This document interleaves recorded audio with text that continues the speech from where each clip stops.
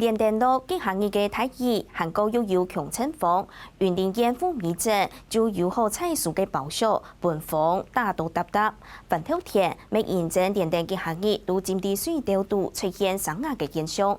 云林县总理山早上就同农政单位去比看，韩国坚强中央用农业天然灾害现金救出标准，本农民得动嘅补助。 地平嘅报销各班人嘢是好拗咧，但是落幾日嘅體制含有強風，幫到得得，無法透過進行共合作用，報銷做下報銷批，農民嘅點嘅以下農落反受痛咧。落雨啊，個透透南風過啦，雨落啦，所以伊若倒漲啊，一直倒來，就過攏倒落啊。安尼講還佫有通收？安尼收加減啦。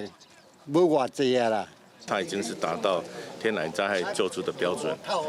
那我们就是请县府还有请公所再赶快去把这个面积把它查报然后用建议救助表赶快送我们农粮署来建议救助。除了報銷之外，將會體條原指連續落幾日嘅日，農田嘅水排唔理，體條鏡頭水調度升壓。 云林县長蔣立憲會同農政單位去會勘解下，特別了解收數嘅情形同面積。收無啊！哦，迄要唔拿一半較緊哦，7、8成有咯。现在目前我们统计起来了哈，玉米哈全县大概有2000多公顷了哈，那以湖北地区在350几公顷哦，目前的受损面积应该超过30% 了。那其他的嘞？其他的话，我们还是会在统一请各个相关的公所报上来。